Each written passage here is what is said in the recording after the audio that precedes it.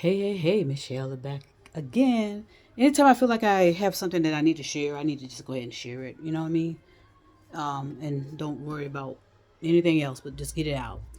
But I'm gonna tell a story. I'm gonna tell a story, but I'm gonna do everything in my power not to say too much about this person because you know what? This person's still alive, and I'll explain what that means in a minute. So back in the day, and this was in the early '90s, uh, I met someone, and this person was like they were like the life of the party, literally. They were always throwing this and throwing that, and this person had like hundreds and thousands of people all over the world that knew her, because she used to have these grand parties, and I can remember, when I met her. I mean, look, I was just coming into a already established clique of people. You know what I mean? Bougie this and bougie. You know how those terms they use. I was I was doing everything I can to be Michelle, but I noticed it was very cliquish, and there was a lot of what do you call it? I mean, some of these women were from DC, and back then DC was very, very progressive. Progressive in everything that they were doing, which was impressive to me. I thought it was fantastic how progressive they were and creative in certain ways. And I won't go into that. Um, and also Atlanta, same thing about Atlanta. Very progressive and all this and that and the other. So, I mean, we started going out. I felt that it was just a casual thing. I didn't think much of it, and I wasn't all that impressed with all these people this person knew. I mean, they were judgmental against me, because because they kept thinking they some of them kept saying, "Well, no, that's a stud," and others would say, "Oh no, that's a femme." All this bullshit. I didn't give a fuck about it really. I was like, "Well, what?" And you know what I mean. And so what used to piss me off is that's when they kept trying to push me femme, kept trying to push me towards the femme side because of how I looked. And I was like, well, no, and so that was a battle, and that pissed me off. Um, and I just was like, God, because I thought it was real petty to be carrying on about all of that. And these people were supposed to be so damn progressive, right? So I was pissed, right? Because I had to be all femme and stuff. And but anyway, so I didn't really care because I really had fun with this person. I didn't see anything serious about it, but I did have a lot of fun with this person. This person was outgoing and fun, and that's the kind of personalities I need around me because I'm kind of like I said, I'm laid back. I can't deal with no introvert. I tried. I got great friends that are introverts, and I can't deal with them. My personality just don't like that. So anyway, I let this chick do whatever the hell she want. But I discovered a lot of things about her because I know how to get into people that way and kind of figure them out and stuff like that. But anyway, the point I'm making is this person, something happened to her health wise. All right, health wise, something happened to her. Here I am like, whoa. And then so what I did is I knew she knew thousands and thousands and thousands of people, right? I knew she knew all these people. And so I start calling them and say, hey, blah, blah, blah needs to go here because she just blah, blah, blah, blah, blah, blah, blah, blah, And you would not believe that none of them wanted to be bothered with that. None of them. Especially those women in D.C. Okay, I'm calling you out. Hopefully you've improved now. Okay, because this was in the '90s, so hopefully you treat people better, because you are cliquish. Talking all this shit like you are. Yeah, you were progressive. Yes, I was impressed with that, but you treated people you didn't treat people right. I didn't like how you were treating people, the women in DC, in the life. Okay. Um, Atlanta was a little bit more compassion. There's a lot more compassion in Atlanta and empathy. Okay. But, those women in DC think they are the shit. All right. And, I've been wanting to say this, because there's good and bad with everybody. All right. But the women in DC, especially the ones that went to Howard. I love Howard. I love the women. I love the culture. Okay. But I'm just saying the lifestyle, and like I said, I hope it has improved. Okay. It was very cliquish and, and thought y'all were the shit. Okay. And, some of you, you know, carrying on and stuff, come on now. So, like I said, the people, the women in Atlanta were more compassionate and empathy, even though I almost lost my life in Atlanta, and I'll talk about that some other time. So, anyway, when this person, had this situation that was serious, I couldn't get none of those people that were coming to her parties, drinking her motherfucking liquor, eating her food, didn't want to be bothered with her. So I had to take 2 weeks off and travel with this person so that they can get this stuff taken care of. All right. So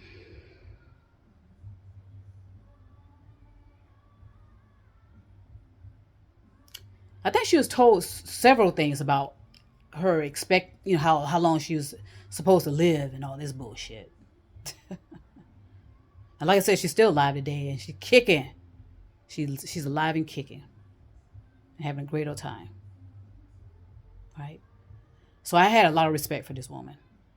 Even though we just, it wasn't meant to be. And I don't want it ever to be anything else than what it was.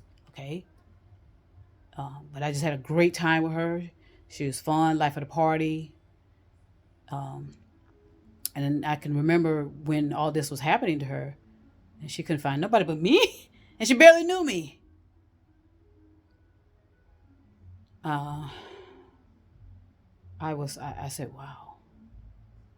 I was kind of shocked, but not, because I just couldn't believe the behavior, how people would treat each other, and all this fake shit. I'm sick of that as well. Thinking you're the shit, all right, because you're in certain kind of positions. Because all these people in D.C. now have some great executive, high-level positions, and I'm sure they still do today. So maybe that's why they thought they were the shit, and they could treat people in any kind of damn way. So, yeah, it was the D.C. area. More so, I guess, Maryland, the people in Maryland were fine. I didn't have too much problems with people in Maryland. But yeah. So I was there with the person when they had to go through all this shit, and I think it turned.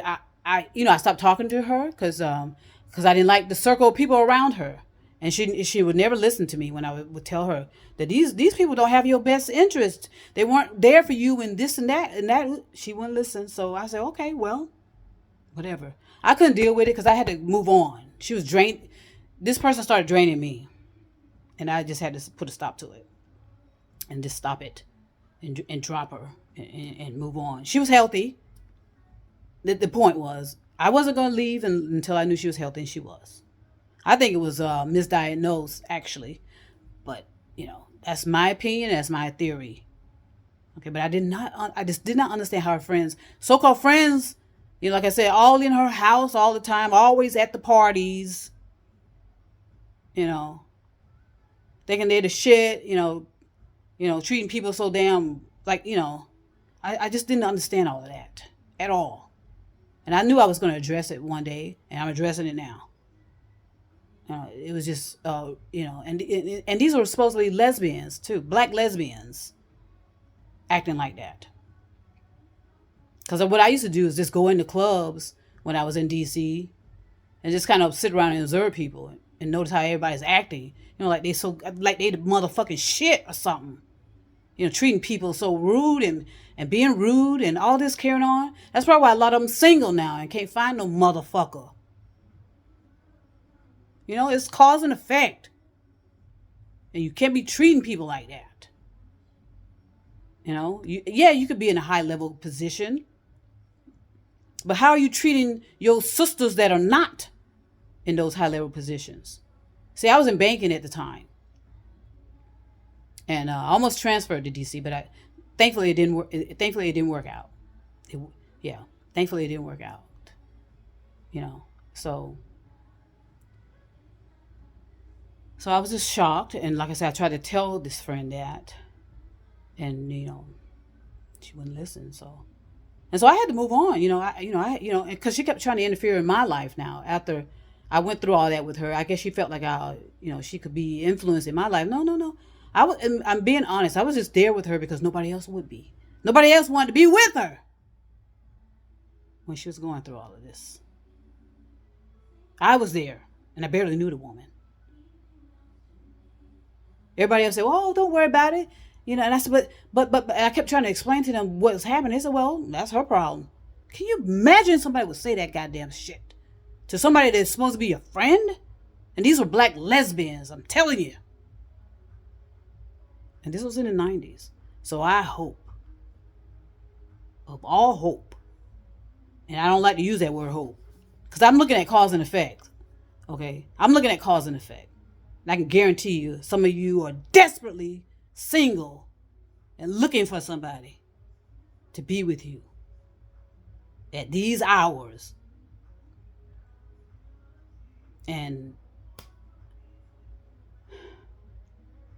But I still, there's nothing but love that I put out. But I also put out truth and honesty based on my experiences. And I was just shocked how these high-level, professional, educated, I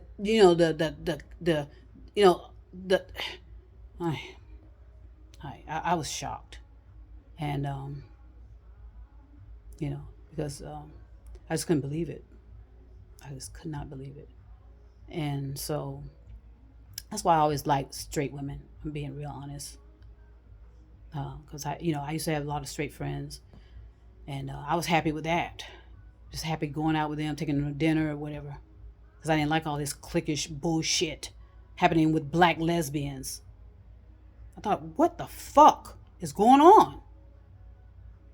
But as soon as this person said, "Oh, I got a party," okay, all of them were fucking there. So, anyway, the point of the matter is that you do have to know who your circle of friends are. All right, because they try to mistreat me, but I wouldn't put up with it. But a lot of them were trying to come on to me as well, and they knew I was with this girl or with this woman, and some of them were trying to come on to me as well. So fuck all that. That's why I say so many contradictions. I thought I was losing my goddamn mind a lot of times because of all the contradictions that was happening. And truth comes in. There's a cause and effect for everything. Okay, and so I think I said that one time on in a group somewhere. Why the hell are all these women single? I didn't understand it at all. These are women in these high level, top of the food chain kind of positions, and why the fuck, lawyers, authors, entertainers, all of them. I saw some entertainers, but like I said, I'll be running up on motherfuckers.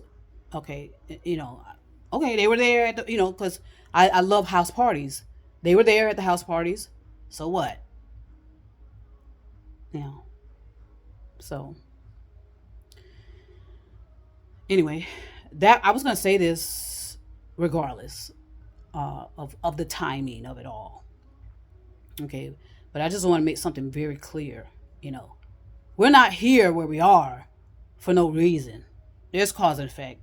And so a lot of you are probably all pissed off and and stuff because nobody's in your motherfucking bedrooms. And you're like, oh my God, I got all this education.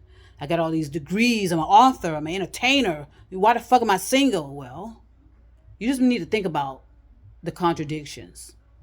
Okay. From the 90s, from the 80s, wherever time it is, and how you treated people. Thought you were this clique of professionals that couldn't be touched and that you can treat people any kind of way you want. All right. So anyway, this person, like I said, I had to get away from her because she didn't want to get away from that clique of people and that circle of people. Okay, fine. That's your choice. But I'm not going to be in dealing with it. Okay. I'm not going to be getting into all that. And I think the last time I saw this person, we had gone to Atlanta for some reason. Probably some club, whatever. And then of course those same people were there. The ones that couldn't go and be with her while she was having all this medical shit done, but yet they were there with, when there was a party, they always showed up to the motherfucking party. But anyway, thankfully, this person is live. I found out that they are. I did some checking. They're alive and kicking. I think it's fantastic. Okay, and this is what? It's 2023 and this is in the 90s. So you do the math. All right? She was given this, these I don't know. I'm just not going to say more about it. But I'm just saying the point of the matter is she's still alive. Okay, and the people that treated her like that, they probably are not. All right? They probably are not. So, cause and effect, people. You reap what you've sown. Okay, your bedroom is empty for a reason. It doesn't matter what kind of degrees you have or how you look. Okay, cause and effect. And you need to learn how to treat people with kindness, compassion, empathy, and stop relying on these fucking degrees you got, experience you got, or jobs you have. You still have to treat people with kindness and love. And if you say you want peace, well, stop this motherfucking war.